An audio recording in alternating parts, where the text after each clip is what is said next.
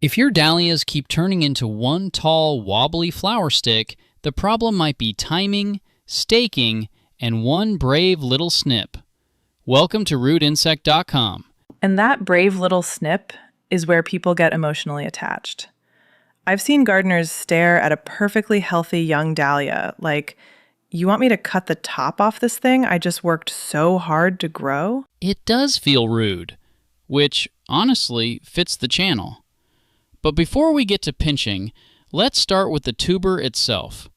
People hear tuber and think potato. Right, and that's where things go sideways. A dahlia tuber isn't just any chunk of root. It needs a crown and at least one eye, because that eye is where the growth comes from. If you've got a plump tuber with no eye, it may look promising, but it's basically garden disappointment in root form. So when you're buying them, you want firm tubers, not shriveled little carrot things. No sour smell, no fuzzy mold, no wet mush. And label them for the love of bouquets. Labels matter.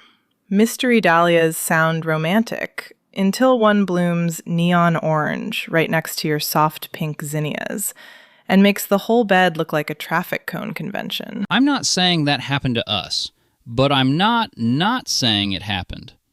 Now, timing. This is probably the biggest mistake. Planting too early because the air feels nice. Dahlias care about soil temperature more than your spring fever. Wait until after your last frost and until the soil is around 60 degrees Fahrenheit. In a Zone 6B garden, that often means mid-May, sometimes after Mother's Day, if spring has been cold and wet. And don't put them into soggy beds. They're not going to reward you for optimism. No, they'll just rot quietly underground while you keep checking for sprouts. If the soil feels cold and clammy enough that you wouldn't want to sit on it in jeans, your dahlia tubers probably don't want to live there yet. Some folks pre-sprout indoors.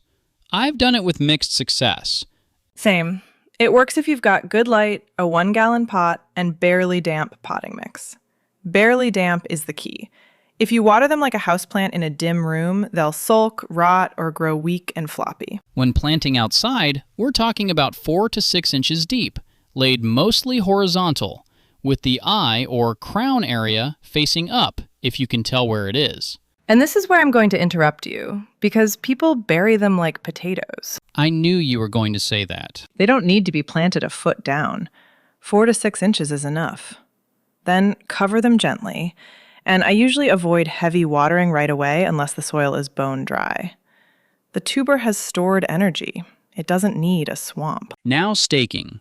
I used to wait until they looked like they needed support, which is the exact moment they're already plotting to fall over in a storm. Stake early, ideally at planting time, so you don't stab through the tuber later. Dahlias can get heavy, especially dinner plate types, and once they're loaded with blooms, a summer thunderstorm can turn them into drunk umbrellas. That phrase is painfully accurate. A sturdy stake, a tomato cage for smaller types, or a corral system if you're growing a row can save you a lot of August regret. And tie the stems loosely as they grow. Don't strangle them. You're guiding the plant, not zip-tying a criminal. Okay, pinching. This is the part that makes new growers nervous. When do you do it? When the plant is about 14 to 16 inches tall and has several sets of leaves. You pinch or snip out the main growing tip just above a leaf node. It feels wrong, but it tells the plant to branch out instead of making one proud central stalk. The first year I skipped it because I thought, look how tall and strong they are. And then I got a few pretty flowers on plants that flopped around like they'd had a long night. Pinched dahlias become bushier. More side stems means more blooms. And for cutting gardens, that's what you want. You're not trying to grow one heroic flower by the mailbox. You want stems for jars, bouquets, and showing off a little. So the simple version is, buy healthy tubers with eyes, wait for warm soil, plant 4 to 6 inches deep, stake early, and pinch at 14 to 16 inches. And don't panic if they take a while to emerge. Warmth matters. Patience matters. Also, leaving enough space matters. Because by June, your dahlias, basil, zinnias, tomatoes, and every just one more plant decision are going to be negotiating territory. That's not a garden bed. That's a floral traffic jam. A beautiful one if you stake it properly. Fair. Grow dahlias from tubers with a little restraint early on, and they'll pay you back later with more stems, more color, and fewer emergency rescue missions after thunderstorms.